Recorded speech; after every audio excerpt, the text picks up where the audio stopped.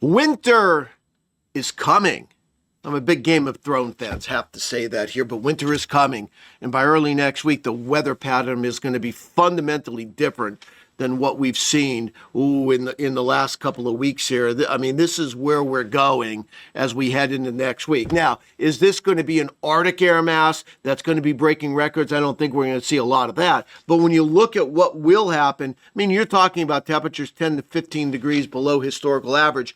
When the normal high temperatures, the historical highs are really starting to come down quickly as you move through November and December. So this will be a taste of winter, no doubt about it, especially in here, especially across the southeast and south central, where you're going to get high temperatures and low temperatures, well, especially high temperatures below what you would normally see in December and January. So it is cold, and you contrast that to what we're looking at right now. It's going to be a big change. Also, there will be accompanied by wind, and snow will be falling in many areas near the lakes and into the mountains Sunday into Monday as well. So again, it's a fundamental change coming here. And I mean, the pattern is going to be shifting pretty significantly here. Let me show you this.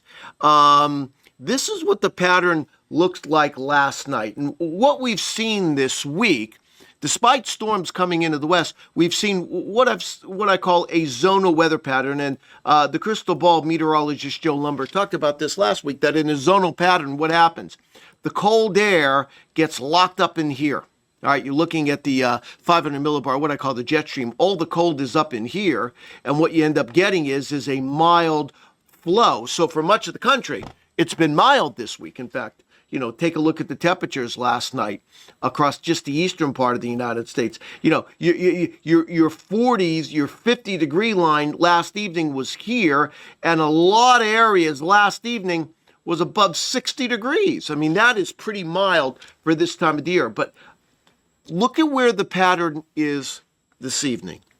And look where we're going by Monday morning. Watch this. Boom. Look at that difference. You go from here to here. And now, all the cold air that was locked up in here, just follow the lines. That's where it's coming from. It's coming all the way down here. And boy, you have this upper low over eastern Kentucky. I mean, that's your puddle of cold air.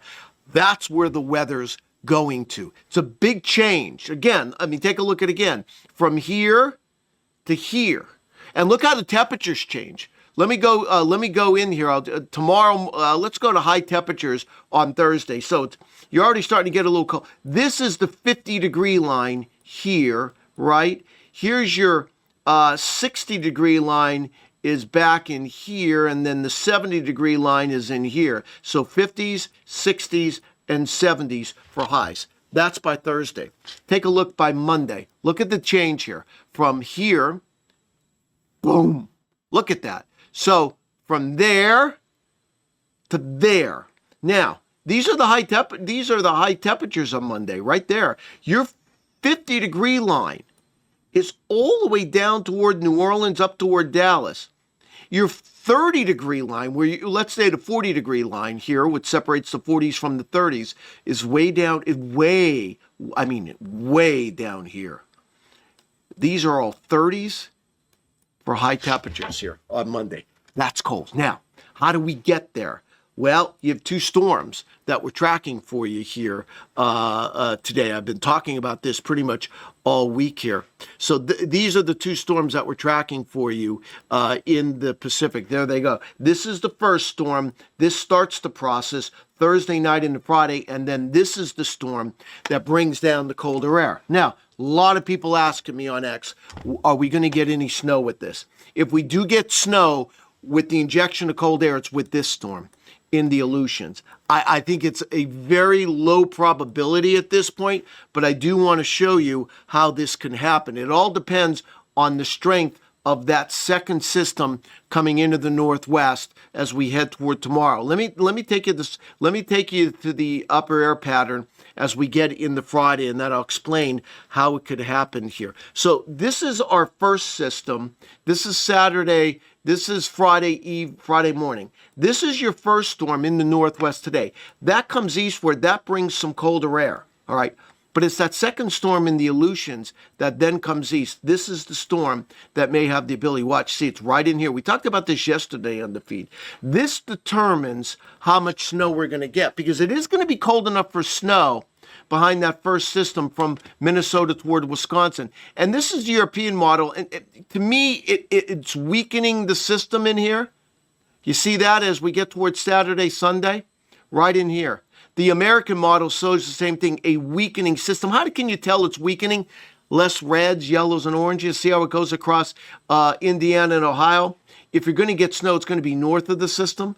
So if I look at the surface map, and you can see it a little better here with this storm. Here it is. This is the European model. Look at the pressure, about 1,005 millibars, 1,004 in here. Not much snow. There will be some flakes, but I'm not looking for a whole lot. But watch as I play it out on the European. Watch this. It goes down to about 998. Tells me if the European's right, your snow area, a little bit in here. But if you want a few inches of snow, it's going to be in here.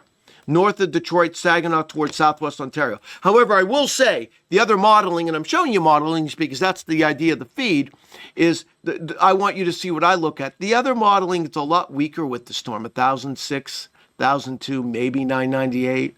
There's another model shows the same. So it tells me if we're going to get snow with this system over the weekend, it's going to be in here, where you might get a coating to an inch in these areas in here, right? Maybe south of Minneapolis. But the area where you can get 1 to 3 will be like north of Detroit towards Saginaw, southwest Ontario. That's an area to watch. But the important thing is, look at this by Monday.